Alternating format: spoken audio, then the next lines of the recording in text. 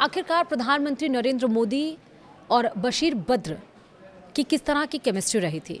क्यों प्रधानमंत्री नरेंद्र मोदी ने लोकसभा में बशीर बद्र के शेर को पढ़ा था और किस शेर को पढ़ा था? पूरे देश में इसकी चर्चा अब हो रही है। जुल्फिकार भुट्टो, इंदिरा गांधी का भी बताया जा रहा है कि बशीर बद्र से कनेक्शन था। बशीर बद्र का जिक्र हम इसलिए कह रहे हैं क्योंकि 91 वर्ष की उम्र में उनका निधन हो गया और एक कहते हैं कि शायर की दुनिया में गमगीन माहौल है। नमस्कार, आप देख रहे हैं न्यूज़ 18 का डिजिटल प्लेटफॉर्म। मैं हूं आपके साथ श्रुति श्रीवास्तव। उर्दू अदब के आसमान का एक चमकदार सितारा हमेशा के लिए बुझ गया है। अपनी मखमली आवाज़ और बेहद आसान लफ्ज़ों में ज़िंदगी का फ़लसफ़ा बयां करने वाले मशहूर शायर डॉक्टर बशीर बद्र का 91 साल की उम्र में निधन हो गया। बद्र साहब के चले जाने से न सिर्फ साहित्य जगत में शोक की लहर है, बल्कि देश के राजनीतिक गलियारे भी मायूस हैं, जहां उनके शेरों का इस्तेमाल पक्ष विपक्ष अपनी बातों को धार देने के लिए बरसों से करते आ रहे हैं। यहाँ तक कि प्रधानमंत्री नरेंद्र मोदी ने भी 2018 में उनका एक शेर पढ़ा था। तो जानते हैं कि क्या कुछ है विस्तार से। शायरी की दुनिया में अपनी सादगी और सीधे दिल में उतर जाने वाले लहजे के लिए मशहूर डॉक्टर बशीर बद्र अब हमारे बीच नहीं रहे।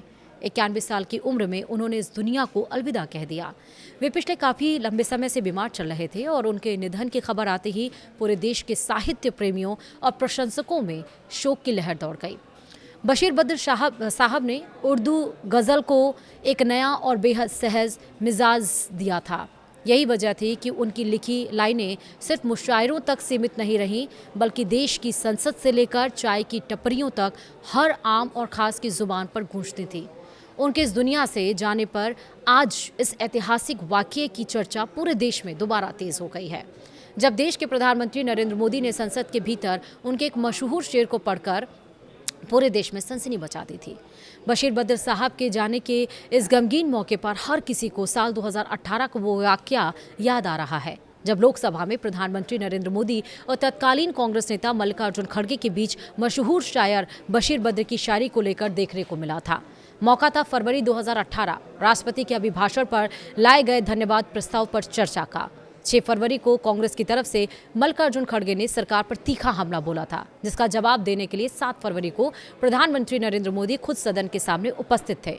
चर्चा के पहले दिन यानी कि 6 फरवरी 2018 को कांग्रेस नेता मल्लिकार्जुन खड़गे ने मोदी सरकार की नीतियों पर कड़ा प्रहार किया था। अपने भाषण के दरमियान भविष्य में राजनीतिक रिश्तों की संभावना और शालीनता का हवाला देते हुए उन्होंने बशीर बद्र का यह मशहूर शेर पढ़ा। दुश्मनी जम कर करो, लेकिन यह गुंजाइश रहे जब कभी हम दोस्त हो जाएं तो शर्मिंदा ना हो। अगले दिन बुधवार 7 फरवरी 2018 को प्रधानमंत्री नरेंद्र मोदी ने राष्ट्रपति के अभिभाषण पर धन्यवाद प्रस्ताव का जवाब देना शुरू किया। उन्होंने खड़गे के भाषण का विशेष रूप से उल्लेख करते हुए उन पर तंज कसा।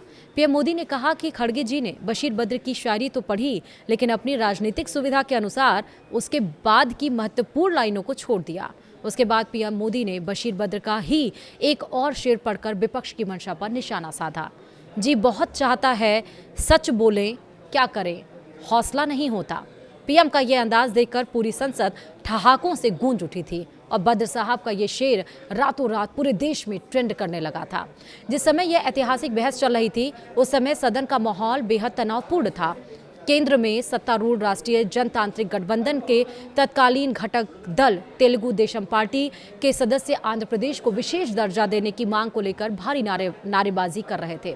वे सदन के वेल में पहुंच चुके थे, जिसके कारण भारी शोर शराबे के बीच ही दोनों नेताओं को अपनी बात रखनी पड़ी थी। बशीर बद्र साहब की इसी गज़ल का इतिहास भारत और पाकिस्तान के कूटनीतिक रिश्तों से भी बहुत गहराई से जुड़ा हुआ है। बात साल 1972 के शिमला समझौते की, जब भारत पाक युद्ध के बाद तत्कालीन प्रधानमंत्री इंदिरा गांधी और पाकिस्तान के राष्ट्रपति जुल्फिकार अली भुट्टो के बीच वार्ता चल रही थी।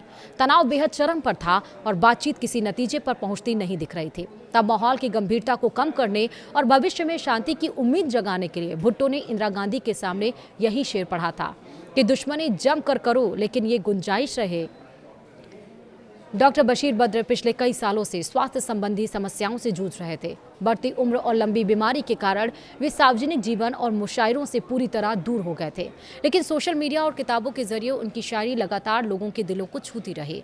उनके निधन की खबर मिलते ही साहित्यकारों, कवियों और राजनेताओं ने उन्हें श्रद्धांजलि देना शुरू कर दिया। लोगों का कहना है कि बशीर बद्र साहब का जाना उर्दू शायरी के एक सुनहरे युग का अंत है, जिसकी भरपाई कभी नहीं की जा सकती। 15 फरवरी 1935 को जन्मे डॉक्टर बशीर बद्र का असली नाम सैयद मोहम्मद बशीर था। उन्होंने अलीगढ़ मुस्लिम यूनिवर्सिटी से पढ़ाई की और बाद में मेरठ कॉलेज में प्रोफेसर भी रहे। बद्र साहब को उनकी बेमिसाल शायरी के लिए साल 1999 में भारत सरकार द्वारा पद्मश्री से सम्मानित किया गया था। इसके अलावा उन्हें उनके कविता संग्रह आज के लिए साहित्य अकादमी पुरस्कार भी मिला था। बद्र साहब आज भले ही शारीरिक रूप से हमारे बीच नहीं है, लेकिन उनका लिखा यह शेर हमेशा अमर रहेगा। उजाले अपनी यादों के हमारे साथ रहने दो, न जाने किस गली में जिंदगी की शाम हो जाए। इसी के साथ इस वीडियो में इतना ही। नमस्कार।